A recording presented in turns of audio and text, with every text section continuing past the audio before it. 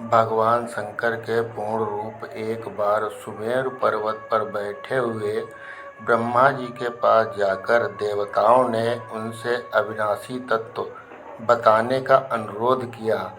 शिवजी की माया से मोहित ब्रह्मा जी उस तत्व को न जानते हुए भी इस प्रकार कहने लगे कि मैं ही इस संसार का उत्पन्न करने वाला स्वयंभू अजन्मा एकमात्र ईश्वर अनादि भक्ति ब्रह्मा घोर निरंजन आत्मा हूँ।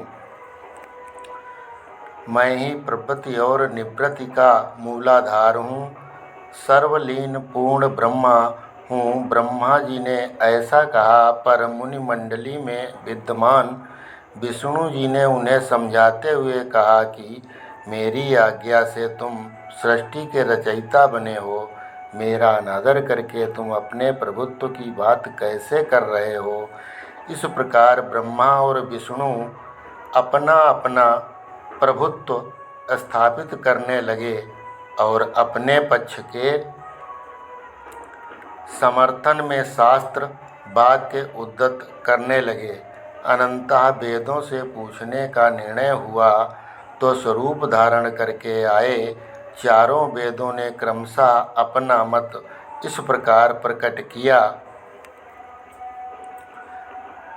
ऋग्वेद जिसके भीतर समस्त भूत निहित है तथा जिससे सब कुछ प्रवृत्त होता है और जिसे परमात्म कहा जाता है, वो एक रुद्र रूप है।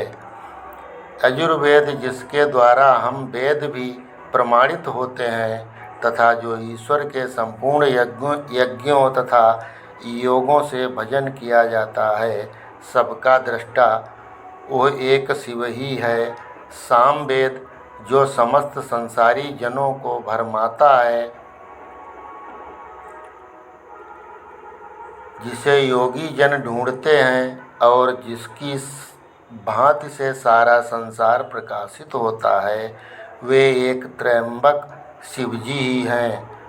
अथर्ववेद जिसकी भक्ति से साक्षात्कार होता है और जो सब सुख दुख अतीत अनादि ब्रह्म है, वे केवल शंकर जी ही हैं। विष्णु जी ने वेदों के इस कथन को प्रताप बताते हुए नित्य शिवा से रमण करने वाले दिगंबर पीतवर्ण धूलि धूसरित प्रेमनाथ कुबेटाधारी सर्वावेष्टित ब्रपनवाही निःसंग शिवजी को पर ब्रह्म मानने से इनकार कर दिया।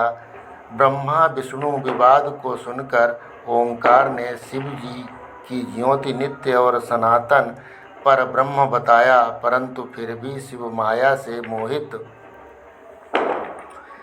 ब्रह्मा विष्णु की बुद्धि नहीं बदली। उस समय उन दोनों के मध्य आदि अंत रहित एक ऐसी विशाल ज्योति प्रकट हुई कि उससे ब्रह्मा का पंचम सिर जलने लगा। इतने में त्रिशूलधारी नील लोहित शिव वहाँ प्रकट हुए तो अज्ञानतावश ब्रह्मा उन्हें अपना पुत्र समझकर अपनी शरण में आने को कहा। ब्रह्मा की संपूर्ण बातें सुनकर शिवजी अत्यंत क्रुद्ध हुए और उन्होंने तत्काल भैरव को प्रकट कर उससे ब्रह्मा पर शासन करने का आदेश दे दिया। आज्ञा का पालन करते हुए भैरवनाथ ने अपनी बाईं उंगली के नखा से ब्रह्मा जी का पंचम सिर काट डाला।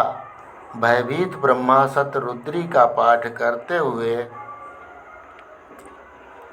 शिव जी की शरण हुए।